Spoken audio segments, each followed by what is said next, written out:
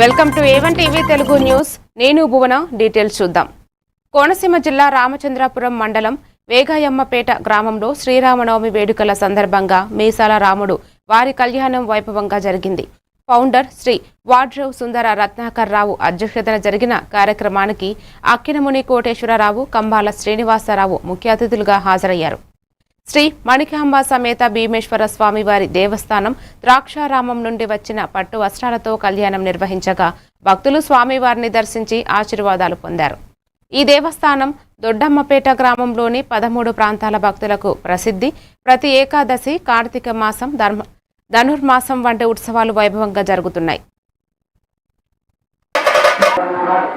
హనుమాన్ లక్ష్మణ భరత శత్రుఘ్న సమేత శ్రీ సీతారామచంద్ర స్వామి వారి యొక్క దేవాలయంలో సాప్తాహిక దీక్షాపూర్వకంగా ప్రథమంగా రాముడు భగవంతుడి కన్నా ముందు మానవ అవతారం దాల్చి యొక్క మనిషి ఏ విధంగా బతకాలి, మనిషి ఏ దారిలో నడిస్తే మోక్షాన్ని పొందుతాడు, ఏ దారిలో రామవారికి వస్త్ర సమర్పణ ప్రాసన అనేటువంటి కార్యక్రమాలు పూర్తి చేసుకుని కన్యాదానకంగా ఈ యొక్క సీతాదేవిని రామచంద్రమూర్తి వారికి భక్తులందరూ కూడా ఈ యొక్క కళ్యాణంలో పాల్గొని స్వామివారి యొక్క ఆశీస్సులు పొందుతారని చెప్పి కోరుతున్నాం.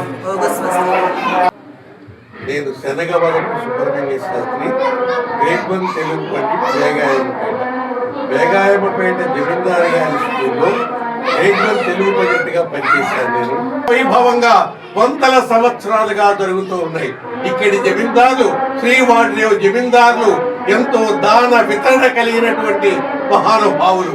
దక్షారామ భీమేశ్వర స్వామి దేవస్థానంలో అమ్మవారికి, మాణిక్యాంబ అమ్మవారిని ఆడపడుచుగా దేవాలయాన్ని ఎంతో వైభవంగా నడిపారు. ఎన్నెన్నో కార్యక్రమాలు నిరంతరం అన్నదానము జరిపినటువంటి రాణి రంగనాయకమ్మ గారు స్వయంగా వైఫల్య గర్భాలయంలో ఉన్నత ఆసనంలో ఉన్నటువంటి మా రామచంద్రుని చూస్తున్నారు కదా, ఎంత అందంగా ఉన్నాడో. రండి, అందరూ దర్శించండి, ఆనందాన్ని పొందండి.